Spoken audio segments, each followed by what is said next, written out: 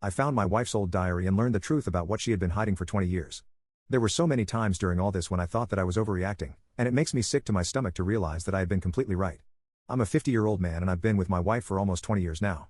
We are high school sweethearts, and I have never wanted another woman in my life.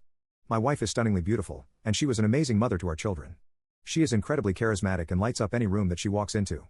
She's also the type of person who makes friends wherever she goes, and she has aged like fine wine.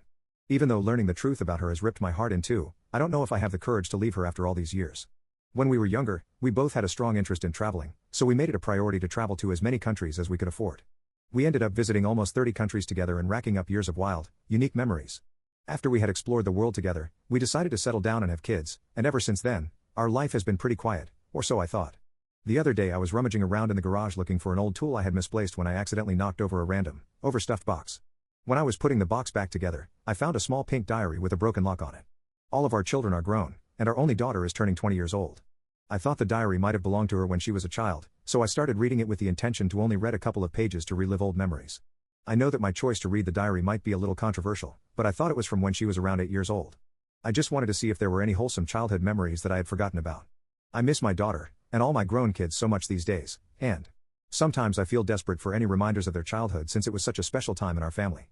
Well, did I get way more than I bargained for? It only took a couple of pages for me to realize that the diary had in fact belonged to my wife. This is when I probably screwed up. Maybe I should have put the diary away as soon as I realized it was my wife's, but I guess curiosity just got the best of me. I kept reading more and more pages of the diary, and I realized she had been keeping it during the time when we were still traveling the world. Meaning that my wife was about 23, and I was 24 at the time. I hadn't run into any surprises until she started writing about us arriving in Italy. I thought back to the trip. I remember it being one of our worst from my perspective, because I got food poisoning from a crappy cheap restaurant a couple days in. I ended up being bedridden with nausea for 2 days straight during our vacation, and I was feeling so frustrated that I couldn't go out and explore with my wife. But of course, I didn't want to ruin her vacation as well, and I encouraged her to go out and have a good time without me, just to remember to be safe and keep her phone on her. Based on what she told me, she had met some other tourists and went bar hopping with them one of the nights. It sounded like a good time, but I was literally in the middle of throwing up as she was telling me about the night, so I wasn't fully paying attention.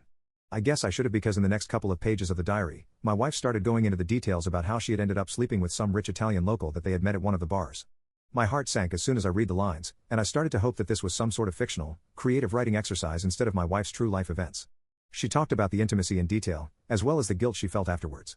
In the diary, she explained that she had decided not to tell me since I was in such a weak state and she didn't want to ruin my vacation any further.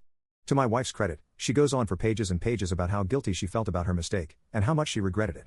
But honestly, the damage had been done for me, and I spent the rest of the day just lying down and staring at the wall, thinking about how I had been lied to for literally 20 years. I knew that my wife and I had to have an uncomfortable conversation, and there was no way I couldn't confront her about all this. But again, she's the woman I love, the mother of my children, and leaving her over this would be the hardest thing I've ever done in my life, and I just don't know if I have the strength.